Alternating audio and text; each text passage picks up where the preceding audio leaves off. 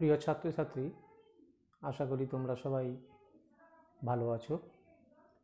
আজকে আমি তোমাদের দশম শ্রেণীর গণিত প্রকাশের সপ্তম অধ্যায় অর্থাৎ বৃত্তের কোণ সম্পর্কিত যে 4টি উপপাদ্য রয়েছে সেগুলি হলো 34, 35, 36 এবং 37। কেবলমাত্র 36 নম্বর উপপাদ্যটি পাঠ্যক্রমের মূল্যায়নের অন্তর্ভুক্ত নয়, তাই আমি 34, 35 এবং 37 উপপাদ্যগুলি আলোচনা করব।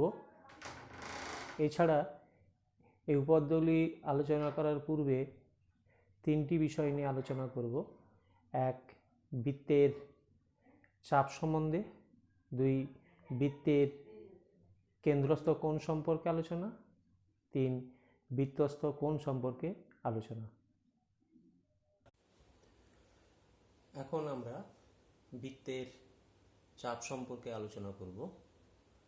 দৈর্ঘ্য অনুযায়ী বৃত্তের চাপকে 3 ভাগে ভাগ করা যায়।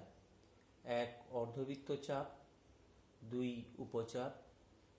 3, অধিচাপ। এখন আমরা অর্ধবৃত্ত চাপ সম্পর্কে আলোচনা করব।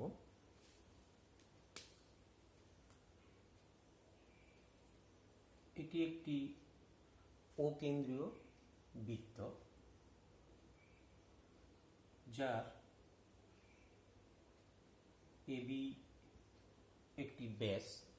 এছাড়াও একে আমরা জ্যা বলতে পারি, কেননা তোমরা জানো বৃত্তের বৃহত্তম জ্যা হলো তার ব্যাস। পি অপর একটি বিন্দু। তাহলে এপিবি যে বৃত্তচাপটি পেলাম সেই বৃত্তচাপটি পুরো বৃত্তের পরিধির অর্ধেক। তাই এপিবি বৃত্তচাপকে আমরা অর্ধবৃত্ত চাপ বলবো। এবং এই অর্ধবৃত্ত চাপকে কিভাবে লিখব? এপিবি, মাথায় এই চিহ্নটি থাকবে। এই চিহ্নটা দিয়ে বোঝা যাচ্ছে এটি একটি চাপ এবং এই চাপটাকে বলছি আমরা অর্ধবৃত্ত চাপ। 2, উপচাপ।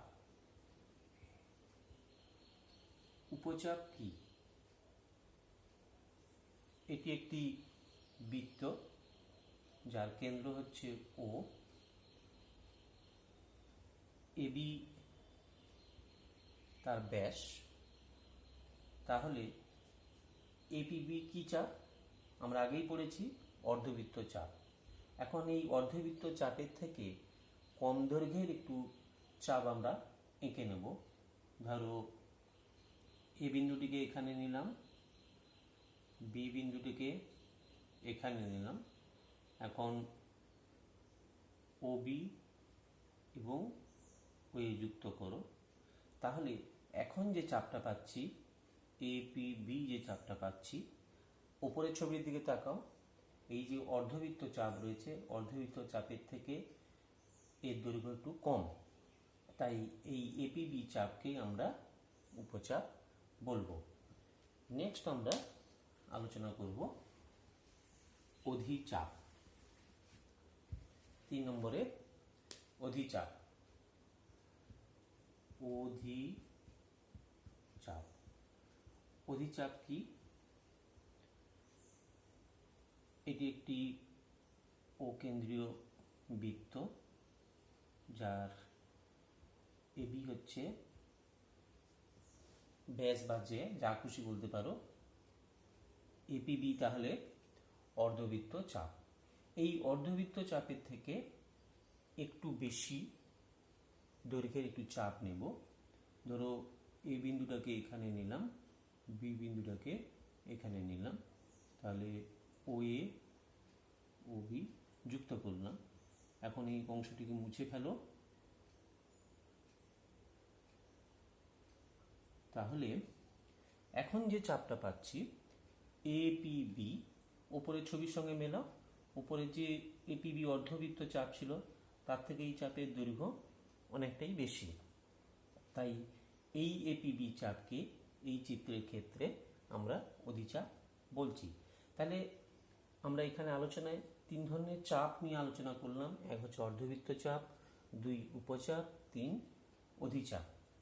এই তিনটি চাপের দৈর্ঘ্য অনুযায়ী আমরা বলতে পারি সবথেকে বড় হলো অধিচাপ, তারপর অর্ধবৃত্ত চাপ, তারপর উপচাপ। অর্থাৎ আমরা এইভাবে বলতে পারি অধিচাপ গ্রেটার দেন অর্ধবৃত্ত চাপ গ্রেটার দেন উপচাপ। আশা করি তোমরা বুঝতে পেরেছ। এখন আমরা বৃত্তস্থ কোণ সম্পর্কে আলোচনা করব। অর্থাৎ বৃত্তস্থ কোণ কি, ছবি এঁকে বোঝার চেষ্টা করব।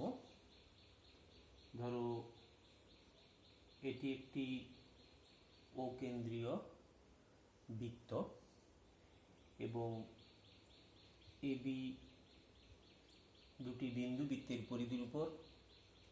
এবিকে আমরা জ্যা বলতে পারি। এপিবি একটি বৃত্তচাপ, এই বৃত্তচাপটাকে বলছি আমরা উপচাপ। এই বৃত্তচাপের বাইরে এবং তার ঠিক সম্মুখে একটি বিন্দু সি নিলাম। সি বিন্দুটা দেখো এই এপিবি বৃত্তচাপের বাইরে, ঠিক এই বৃত্তচাপের সম্মুখে একটি বিন্দু। এখন এসি এবং এবি যুক্ত করলাম, তাহলে সি বিন্দুতে একটি কোণ পেলাম। এই কোণটাকে আমরা বলবো এপিবি বৃত্তচাপের সাপেক্ষে তার সম্মুখে বৃত্তস্থ কোণ। এই কোণটাকে আমরা বৃত্তস্থ কোণ বলবো। এছাড়া অন্যভাবেও আমরা ছবি আঁকতে পারি। ধরো এটি একটি অকেন্দ্রীয় বৃত্ত, এবি পরিধির উপর দুটো বিন্দু, এপিবি একটি উপচাপ। তাহলে একিউবি কি হবে? একিউবি হবে অধিচাপ, কারণ এই চাপের দৈর্ঘ্য অর্ধবৃত্ত চাপের থেকে বেশি। তাহলে এটা উপচাপ, এটা অধিচাপ। এই উপচাপের উপরে একটা বিন্দু নিলাম, এটি এপিবি উপচাপের মধ্যে, অর্থাৎ একিউবি বৃত্তচাপ বাদে একটি বিন্দু এপিবি বৃত্তচাপের মধ্যে নিলাম। এখন আমরা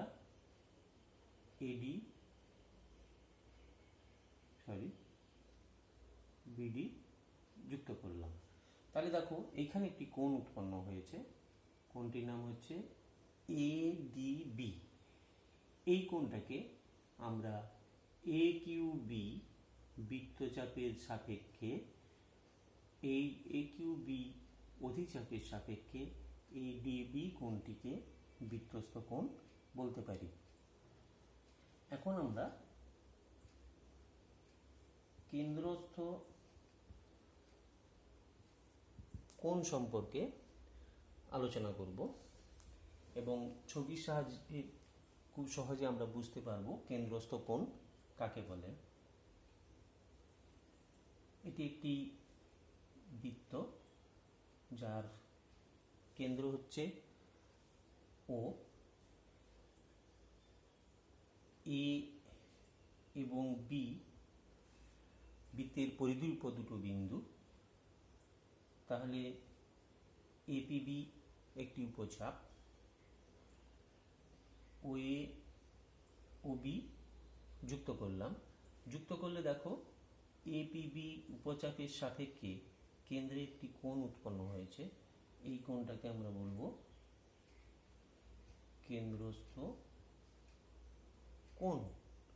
এখন দেখো এই চাপটার নাম যদি এ কিউ বি দেই, এ কিউ বি, এই চাপটাকে আমরা অধিচাপ বলবো। এই অধিচাপ কেন? এটা অর্ধবৃত্ত চাপের থেকে দৈর্ঘ্য বেশি। এখন দেখো এই এ কিউ বি অধিচাপের সাপেক্ষে এই যে এ ও বি কোণটি রয়েছে, এই কোণটাকেও আমরা কেন্দ্রস্থ কোণ বলতে পারি। তাহলে এপিবি বৃত্তচাপ, তার সাপেক্ষে এ ও বি কেন্দ্রস্থ কোণ, আবার এ কিউ বি বৃত্তচাপের সাপেক্ষে এ ও বিও কেন্দ্রস্থ কোণ। তাহলে এই দুটো কেন্দ্রস্থ কোণের মধ্যে পার্থক্য কি না, একটা সামান্য এবং সূক্ষ্ম পার্থক্য রয়েছে। ধরো এই বিওটাকে যদি আমরা বর্ধিত করি, তাহলে এই যে আমরা কোণটা পাচ্ছি, এই কোণটা 180 ডিগ্রি। এর থেকে এই যে টোটাল কোণটা ইউবি, এটা 180 ডিগ্রি থেকে বেশি। তাহলে এই কোণটার নাম কি হবে, এই কেন্দ্রস্থ কোণটার নাম কি হবে? না, তোমরা জানো যদি কোনো কোণের মান 0 থেকে 90 ডিগ্রির মধ্যে হয় তখন তাকে আমরা সূক্ষ্মকোণ বলি। যে কোণের মান 90 ডিগ্রি তাকে সমকোণ বলি। যে কোণের মান 90 থেকে বেশি 180 ডিগ্রি থেকে ছোট তাকে স্থূলকোণ বলি। 180 ডিগ্রি হলে সরল কোণ। এক্ষেত্রে 180 ডিগ্রি থেকে বেশি, তাই এই কোণটির নাম হলো, নতুন একটি কোণের নাম তোমরা জানো, প্রবৃদ্ধ কোণ। তাহলে এপিবি বৃত্তচাপের সাপেক্ষে এওবি হলো কেন্দ্রস্থ কোণ, আর একিউবি বৃত্তচাপের সাপেক্ষে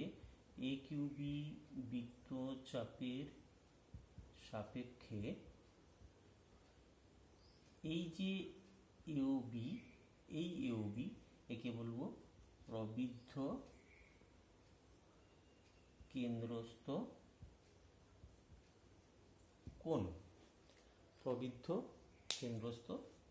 কোণ।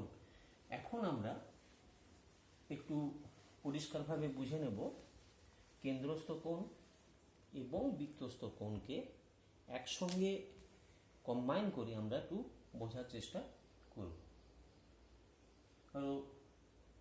এটি ও কেন্দ্রের একটি বৃত্ত, এ এবং বি দুটো পরিধির উপর বিন্দু, একিউবি একটি উপচাপ। এই উপচাপের সাপেক্ষে ইউবি কেন্দ্রস্থ কোণ, এটা কেন্দ্রস্থ কোণ। আবার পি জুড়ে দিলাম, এপিবি এটা হলো বৃত্তস্থ কোণ। তাহলে তোমরা পরিষ্কার বুঝতে পারলে একিউবি উপচাপের সাপেক্ষে এওবি কেন্দ্রস্থ কোণ, এপিবি বৃত্তস্থ কোণ। এখন একটা ছবি আঁকার চেষ্টা করবো আমরা। ও হচ্ছে বৃত্তের কেন্দ্র,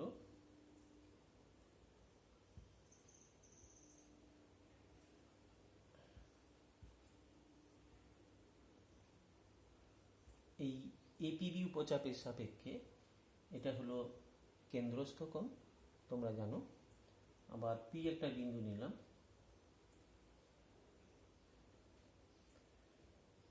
এটা বৃত্তস্থ কোণ। এটাকে বলছি আমরা কেন্দ্রস্থ কোণ, আর এটাকে বলছি আমরা বৃত্তস্থ কোণ। এভাবেও আমরা আঁকতে পারি। নেক্সট 3 নম্বর ছবি, যেটা একটু বোঝার চেষ্টা করবে। এটি একটি ও কেন্দ্রীয় বৃত্ত, যার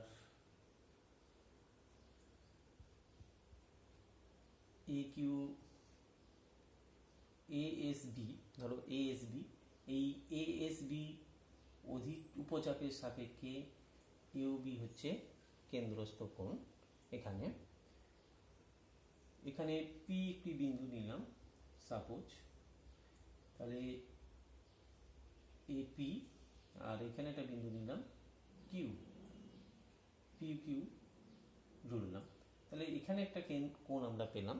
এই কোণটাকে আমরা বলছি বৃত্তস্থ কোণ, আর এটাকে বলছি আমরা কেন্দ্রস্থ কোণ। কিন্তু এখানে একটু বোঝার চেষ্টা করতে হবে, এখানে যে কেন্দ্রস্থ কোণটা আমরা পেয়েছি এওবি, তার বৃত্তচাপ হচ্ছে এএসবি এর সাপেক্ষে। আর এই যে বৃত্তস্থ কোণটা পেয়েছি, এক্ষেত্রে তার বৃত্তচাপ হচ্ছে এএসকিউ এর সাপেক্ষে। তাহলে কি দেখতে পেলাম যে এএসবি বৃত্তচাপের সাপেক্ষে এওবি হচ্ছে কেন্দ্রস্থ কোণ, আর এএসকিউ এই বৃত্তচাপের সাপেক্ষে কেন্দ্রস্থ কোণ হচ্ছে এপি কিউ। তাহলে এখানে একই বৃত্তচাপের উপর কেন্দ্রস্থ কোণ একরকম, আর একটি বৃত্তচাপের উপর বৃত্তস্থ কোণ অন্যরকম। আর একটি ছবি আমরা একে পরিষ্কার করে বোঝার চেষ্টা করব। আরটা হচ্ছে এটি ও কেন্দ্রীয় বৃত্ত, এ বি দুটো পরিধির পরিবিন্দু, ও এ এবং ও বি যুক্ত করলাম, পি এখানে একটা বিন্দু নিলাম, এখানে জুড়ে দাও এপি বিপি, এটা হচ্ছে কিউ। তাহলে এই যে এ কিউ বি, এই এ কিউ বি এটি একটি দৈর্ঘ্য অনুযায়ী অধিবৃত্ত চাপ।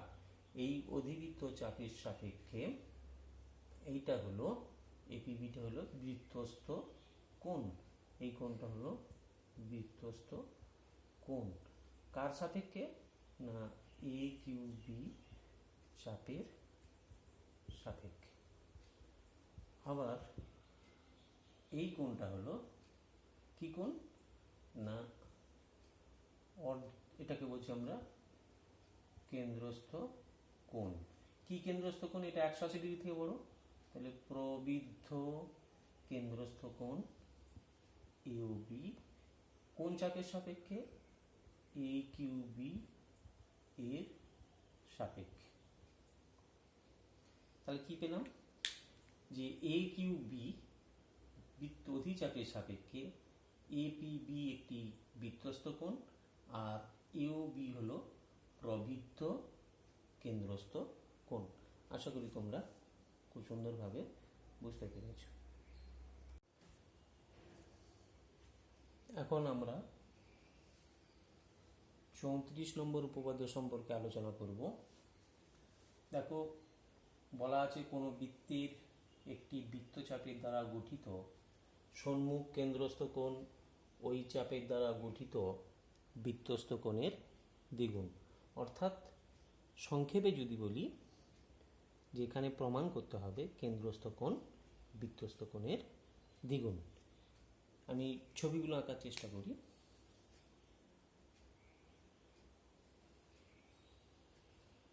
এটি একটি ও কেন্দ্রীয় বৃত্ত, এবি তার জ্যা, তাহলে এবিটা হবে কেন্দ্রস্থ কোণ এপিবি বৃত্তচাপের সাপেক্ষে, আর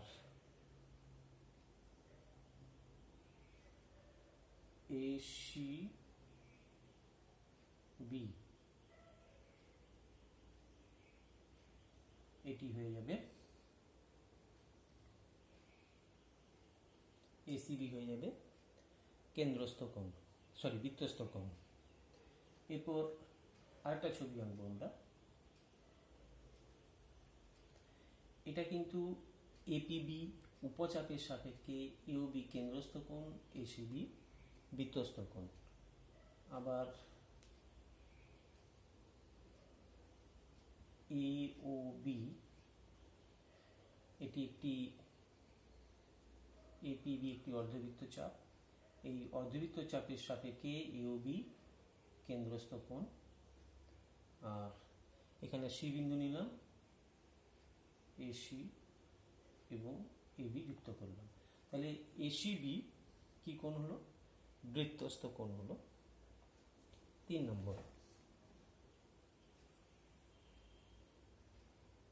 এটি ও কেন্দ্র একটি বৃত্ত, ও এ ও বি। এখানে দেখো এপিবি বৃত্তচাপটা অর্ধবৃত্ত চাপের থেকে বেশি, তাই এটাকে আমরা অধিচাপ বলছি। এই এপিবি বৃত্তচাপের সাপেক্ষে অধিচাপের সাপেক্ষে এওবিটা হচ্ছে কেন্দ্রস্থ কোণ, আর এখানে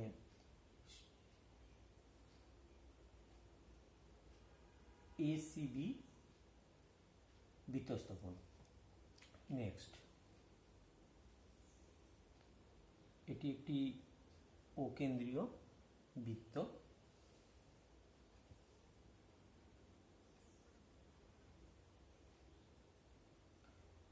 এটা এপিবি উপচাপের সাপেক্ষে এর কেন্দ্রস্থ কোণ হচ্ছে ইউবি, আর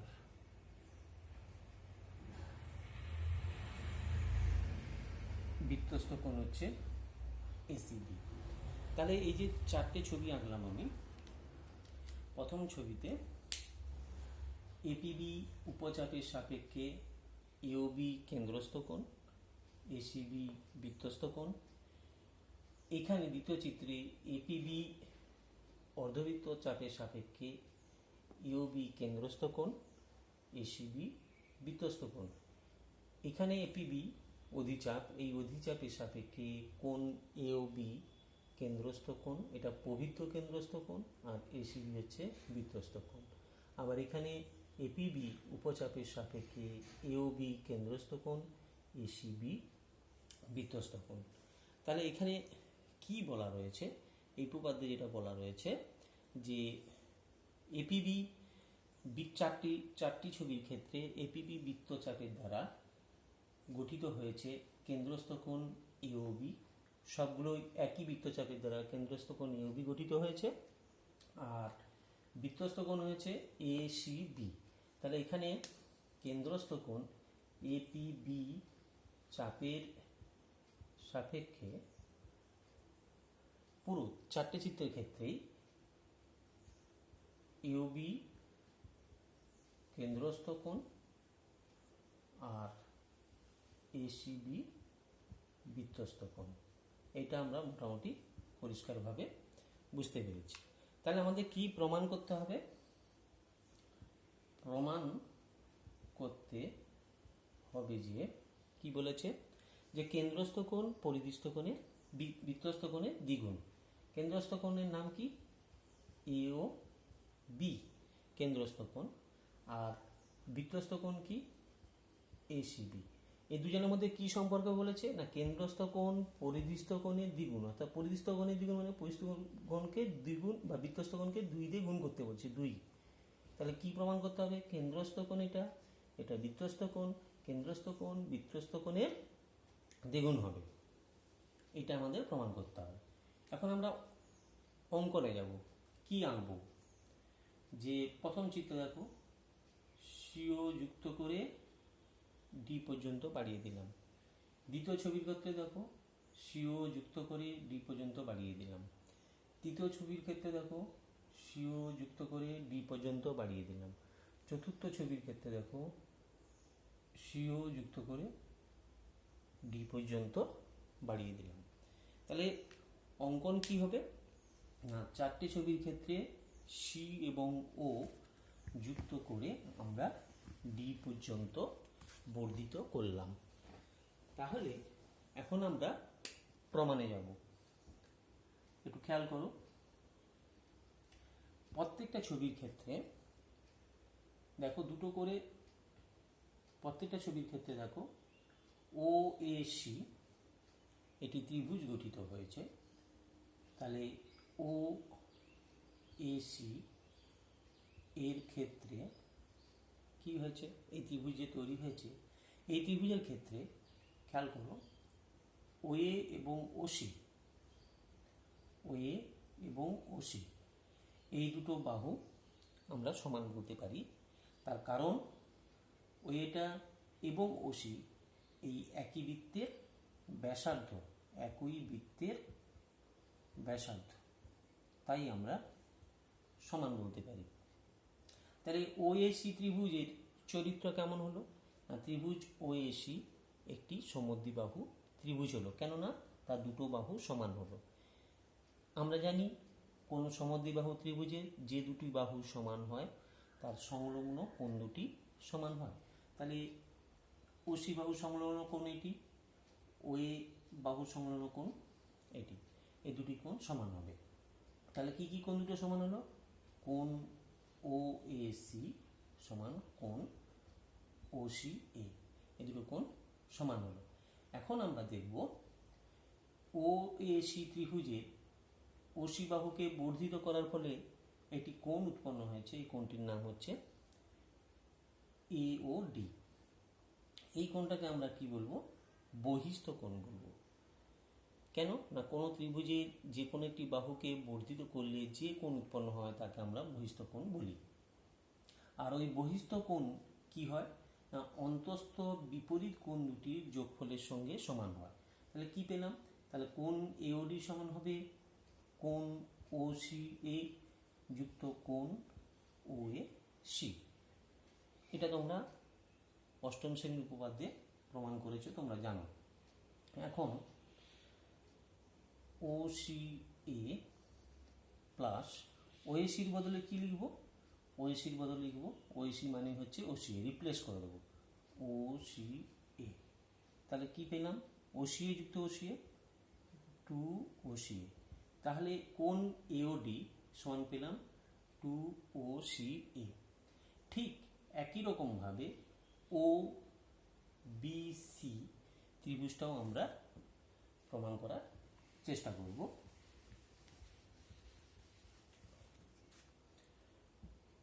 ও সি বি এই ত্রিভুজের ক্ষেত্রে আমরা বলতে পারি ওবি বাহু ওসি বাহু, ওবি সমান ওসি। কেন না তারা একই বৃত্তের ব্যাসার্ধ, তাই তারা সমান হলো। তাহলে এই যে ওসিবি ত্রিভুজটি পেলাম, এই ত্রিভুজ চরিত্র কেমন হলো, এও সমদ্বিবাহু ত্রিভুজ এবং এই দুটি বাহু সমান। তাহলে আমরা জানি কোনো সমদ্বিবাহু ত্রিভুজের, একটু আগেই বলেছি, সমান বাহুর সংলগ্ন কোণ দুটি সমান হয়। তাহলে এক্ষেত্রে বলতে পারি কোণ ওবিসি সমান কোণ ওসিবি। এখন ওসিবি ত্রিভুজের ক্ষেত্রে বিওডিটা বহিস্থ কোণ। এই বহিস্থ কোণ কি হয়, অন্তস্থ বিপরীত কোণ দুটি যোগফলের সঙ্গে সমান হয়। তাহলে আমরা বলতে পারি কোণ ওবিসি যুক্ত কোণ ওসিবি। এখন আমরা ওবিসির জায়গায় কি বসাবো, ওসিবি বসাবো। কেন বসাবো না ওবিসি এবং ওসিবি সমান, তাহলে ওসিবি যুক্ত ওসিবি। তাহলে কি পেলাম, টু কোণ ওসিবি। তাহলে আমরা কি দেখতে পেলাম, কি কি তথ্য পেলাম দুটো ত্রিভুজকে থেকে আমরা পেলাম। এক নম্বরে পেলাম আমরা কোণ এওডি সমান টু কোণ ওসি এ, আর কোণ বিওডি সমান টু কোণ ওসিবি। এই দুটো তথ্য আমরা দুটো ত্রিভুজ থেকে পেয়েছি। এখন এই দুটোকে যদি আমরা যোগ করি তাহলে দেখো এওডি যুক্ত বিওডি সমান কি পাবো, টু কমন নিয়ে নিই, টু ওসি এ যুক্ত ওসি বি। তাহলে এওডি যুক্ত বিওডি, দেখো এখানে ছবিতে দেখাবে, ছবিতে চলে এসো। এ ও ডি এই কোণটার সঙ্গে বিওডি এই কোণটা যোগ করছি, তাহলে আমরা কোন কোণটা পাবো, টোটাল এ ও বি পাবো সমান 2। ও সি এ মানে এই কোণটা, ও সিবি মানে এই কোণটা, যোগ করলে এই কোণটা পাবো, এই কোণটার নাম হচ্ছে এসিবি।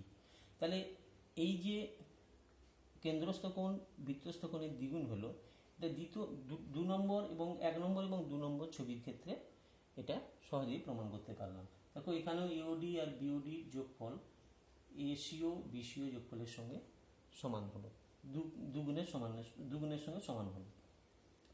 কিন্তু 3 নম্বর ছবির ক্ষেত্রে এটি যেহেতু এটি উপচাপ তাই এটি লেখা গেল, এটা অর্ধবৃত্ত চাপ তাই এটা লেখা গেল।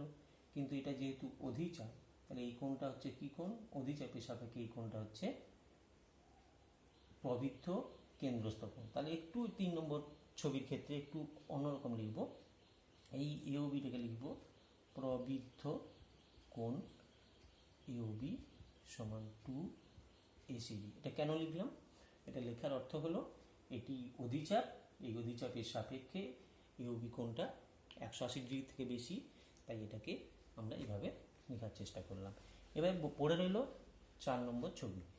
4 নম্বর চিত্রের ক্ষেত্রে কি হবে, 4 নম্বর চিত্রের ক্ষেত্রে দুটি যোগ করলে কোণ দুটো পাওয়া যাবে না।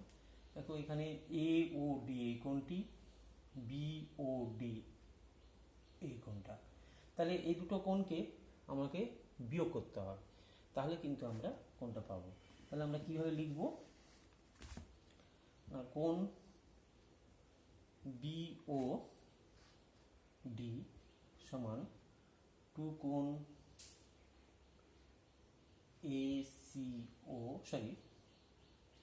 বিসিও কোণ এওডি সমান 2 কোণ এসিও। এখন দুটোকে বিয়োগ করে ফেলো, কোণ বিওডি মাইনাস কোণ এওডি সমান 2 কমন নাও, কোণ বিসিও মাইনাস কোণ এসিও। তাহলে কি পাবো আমরা, কোণ বিওডি মাইনাস কোণ এওডি, বিওডি এই কোণটি, সেখান থেকে এওডি কোণ মাইনাস গেলে এই কোণটা পাচ্ছি কোণ এও বি। আর কোণ বিসিও এই কোণটা, এসিও এই কোণটি বাদ দিলে আমরা পাচ্ছি এই কোণটার নাম কি, এসি বি। তাহলে কি প্রমাণ হলো, না এই উপচাপের সাপেক্ষে কেন্দ্রস্থ কোণ বৃত্তস্থ কোণের দ্বিগুণ। আশা করি তোমরা খুব ভালোভাবে বুঝতে পেরেছ। এবারে আমরা নেক্সট উপপাদ্য 35 নম্বরে চলে যাব। এখন আমরা উপপাদ্য 35 নিয়ে আলোচনা করব। উপপাদ্য 35-এ যে বিবৃতিটি দেওয়া আছে ভালো করে পড়লেই বুঝতে পারবে। একই বৃত্তাংশ সকল বৃত্তস্থ কোণের মান সমান, অর্থাৎ একই বৃত্তাংশের মধ্যে যতগুলোই আমরা বৃত্তস্থ কোণ অঙ্কন করি না কেন সকলের মান সমান হবে। এখন ছবিটি আগে পরিষ্কার বুঝতে পারবে। এটি একটি অকেন্দ্রীয় বৃত্ত। এবি বৃত্তের একটি জ্যা, আমরা এপিবি এখানে উপচাপ, এই উপচাপের সাপেক্ষে আমরা এখানে সি একটা বিন্দু নিলাম, এসি এবং বিসি যুক্ত করলাম।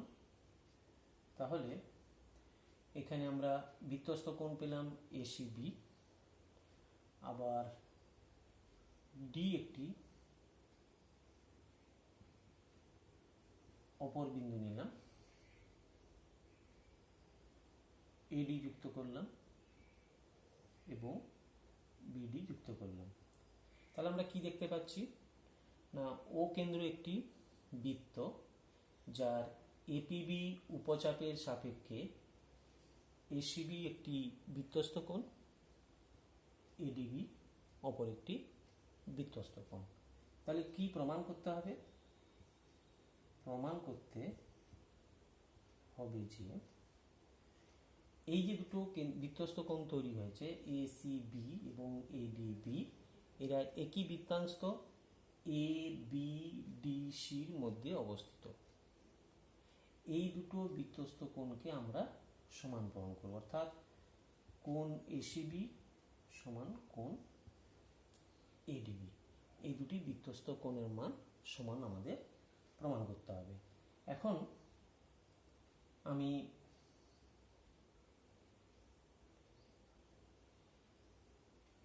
OA এবং OB যুক্ত করলাম, পরিষ্কার বুঝতে পারছো। এবার আমরা প্রমাণে যাব। তাহলে ও যুক্ত করার ফলে, OA এবং OB যুক্ত করার ফলে এখানে একটি কোণ উৎপন্ন হয়েছে। এই কোণটির নাম হচ্ছে কেন্দ্রস্থ কোণ। কোন বৃত্তচাপের সাপেক্ষে, এপিবি উপচাপের সাপেক্ষে। তাহলে এপিবি বৃত্তচাপের সাপেক্ষে এওবি কি কোণ, কেন্দ্রস্থ কোণ, এসিবি কি কোণ, বৃত্তস্থ কোণ। আমরা 34 নম্বর উপপাদ্যে আমরা পড়েছি যে একই বৃত্তচাপের দ্বারা গঠিত কেন্দ্রস্থ কোণ ওই বৃত্তচাপ দ্বারা গঠিত বৃত্তস্থ কোণের দ্বিগুণ হয়। এই দুজনের সম্পর্ক, কেন্দ্রস্থ কোণ এবং পরিস্থ কোণের সম্পর্ক কি, কেন্দ্রস্থ কোণ পরিস্থ কোণের বা বৃত্তস্থ কোণের দ্বিগুণ। আবার দেখো ওই একই বৃত্তচাপের সাপেক্ষে এপিবি বৃত্তচাপের সাপেক্ষে ইউবি হলো কেন্দ্রস্থ কোণ, আর এডিবি হলো বৃত্তস্থ কোণ। ঠিক উপপাদ্য 34 অনুযায়ী আমরা বলতে পারি একই বৃত্তচাপের দ্বারা গঠিত কেন্দ্রস্থ কোণ এবং বৃত্তস্থ কোণের মধ্যে যে সম্পর্ক, কেন্দ্রস্থ কোণ বৃত্তস্থ কোণের দ্বিগুণ হয়। তাহলে এই দুটি সম্পর্ক থেকে আমরা কি লিখতে পারি? এওবি সমান 2ACB, এওবি সমান 2ADB। তাহলে আমরা এখান থেকে কি লিখতে পারি? কোণ 2ACB সমান কোণ 2ADB। তাহলে 2 যদি ক্যান্সেল হয়ে যায় কি হবে? ACB কোণ ADB। তাহলে আমরা কি পেলাম? একই বৃত্তাংশে যতগুলো আমরা বৃত্তস্থ কোণ অঙ্কন করি না কেন সকলের মান সমান হবে। অর্থাৎ এপিবি বৃত্তচাপের সাপেক্ষে উপচাপের সাপেক্ষে ACDB বৃত্তাংশের মধ্যে ACB এবং ADB যে দুটো বৃত্তস্থ কোণ অঙ্কন করেছিলাম তাদের মান সবসময় সমান হবে। এখন আমরা উপপাদ্য 37 প্রমাণ করার চেষ্টা করব। আগেই বলেছি উপপাদ্য 36 পাঠ্যক্রমের মূল্যায়নের অন্তর্ভুক্ত নয়। উপপাদ্য 37-এ বলা রয়েছে অর্ধবৃত্তস্থ কোণ সমকোণ। এখন আমরা এটি বৃত্ত অঙ্কন করার চেষ্টা করলাম। এটি ও কেন্দ্রে একটি বৃত্ত, এবি তার ব্যাস বা যা খুশি বলতে পারি। সি বৃত্তের পরিধির উপর একটি বিন্দু, এসি বিসি যুক্ত করলাম। এপিবি এই যে বৃত্তচাপ, এই বৃত্তচাপটাকে আমরা অর্ধবৃত্তচাপ বলবো। এখানে কি প্রমাণ করতে হবে? যে অর্ধবৃত্তস্থ কোণ সমকোণ। তাহলে কি দেওয়া রয়েছে? দেওয়া রয়েছে কোণ এসিবি একটি অর্ধবৃত্তস্থ কোণ। কি প্রমাণ করতে হবে? প্রামাণ্য বিষয় কি? প্রামাণ্য বিষয় হলো কোণ এসিবি এক সমকোণ। অর্থাৎ কোণ এসিবি যে বৃত্তস্থ কোণটা রয়েছে এই কোণটি এক সমকোণ, অর্থাৎ 90 ডিগ্রি প্রমাণ করতে হবে। আমরা প্রমাণে যাব। আমরা এখানে এপিবি অর্ধবৃত্তচাপের সাপেক্ষে আমরা পরিষ্কার দেখতে পাচ্ছি ইউবি হলো কেন্দ্রস্থ কোণ আর এসিবি হলো বৃত্তস্থ কোণ। এই কেন্দ্রস্থ কোণ এবং বৃত্তস্থ কোণের মধ্যে সম্পর্ক কি? আমরা আগেই জানি কেন্দ্রস্থ কোণ বৃত্তস্থ কোণের দ্বিগুণ হয়। আবার এখানে আমরা দেখতে পাচ্ছি ইউবি একটি সরলরেখা। এই সরলরেখাংশ অর্থাৎ সরলরেখাংশের একটি কোণ, এই কোণটির মান 180 ডিগ্রি। তাহলে এখানে কেন্দ্রস্থ কোণের মান 180 ডিগ্রি সমান 2 কোণ এসিবি। তাহলে কোণ এসিবি সমান 180 ডিগ্রি বাই 2 সমান 90 ডিগ্রি। তোমরা জানো এক সমকোণ মানে 90 ডিগ্রি। তাহলে এখানে এসিবি সমান কত হলো? এক সমকোণ। কি বুঝতে পারলাম? যে অর্ধবৃত্তস্থ কোণ সমকোণ, অর্থাৎ এখানে অর্ধবৃত্তস্থ কোণ এসিবি এর মান হলো এক সমকোণ।